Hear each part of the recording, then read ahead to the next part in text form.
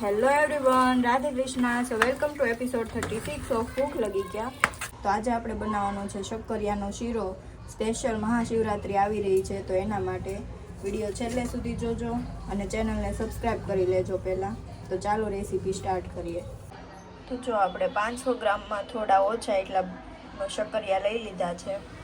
હવે આપણે ઉપર નીચેનો ભાગ કટ કરીને આપણે આને બાફવા માટે મૂકવાના છે. આ મોટા છે તેના આપણે 2 થી 3 ભાગ પાડીશું અને આ નાના છે એના 2 ભાગ પાડીને આપણે બાફવા માટે મૂકી દેવાના છે. તો જો આ રીતે મેં શક્કરિયાને કટ કરી લીધા છે અને હવે આપણે એમાં 1.5 ગ્લાસ જેટલું પાણી એડ કરવાનું છે અને હવે આપણે એને બાફવા માટે મૂકી દઈશું. એક વિસલ આપણે હાઈ ફ્લેમ પર થવા દેવાની છે અને 4 થી 5 વિસલ આપણે સ્લો ફ્લેમ પર થવા દેવાની છે, ત્યાં સુધી બફાવા દેવાના છે. તો જો અહીંયા મેં શક્કરિયા બફાઈ ગયા હતા, પછી મેં એને છાલ કાઢીને થોડા એવા મેશ કરીને જે ચાળવાનું ઓલું આવે એમાં મેં નાખી દીધા છે. આને આપણે આમાં મેશ કરવાના છે જેથી કરીને જે આપણે રૂછડા આવે ને એ નીકળી જાય. હવે એક પેનમાં આપણે ઘી લેવાનું છે 2 ચમચી જેટલું. ઘી ગરમ થાય ત્યારબાદ આપણે મેશ કરેલા શક્કરિયા એડ કરી દેવાના છે.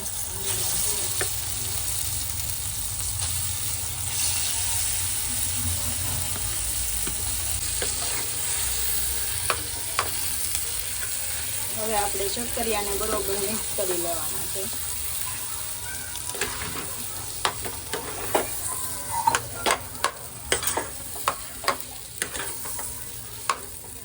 થોડી વાર આપણે ચડવા દેવાના છે, 1 થી 2 મિનિટ માટે.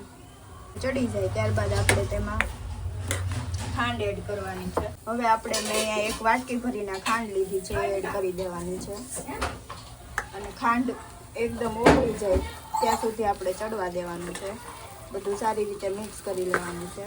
અડધામાંથી થોડીક ઓછી એટલી તપેલી ભરીને મેં અહીંયા દૂધ ગરમ થવા માટે મૂકી દીધું છે.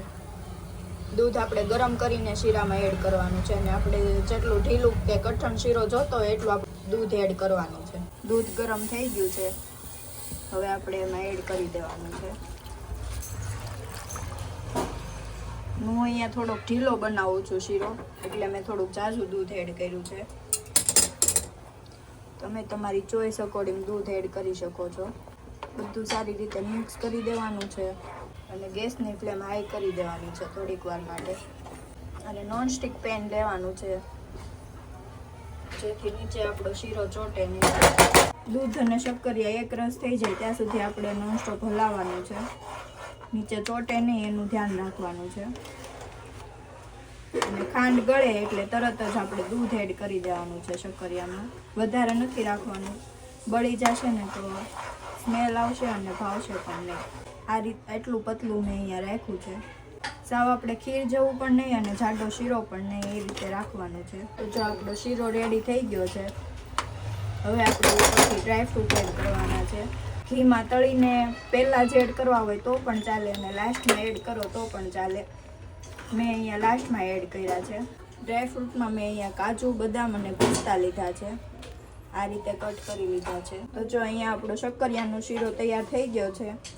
મહાશિવરાત્રિમાં 11સમાં યા તો તમે આડા દિવસે મન થાય ત્યારે બનાવીને ખાઈ શકો છો. સ્પેશિયલ અત્યારે મહાશિવરાત્રિ આવી રહી છે, તો એના માટે મેં રેસીપી આપી છે. જો ગમી હોય તો લાઈક, શેર, કમેન્ટ અને સબસ્ક્રાઈબ કરવાનું નહીં ભૂલતા. રાધે કૃષ્ણ.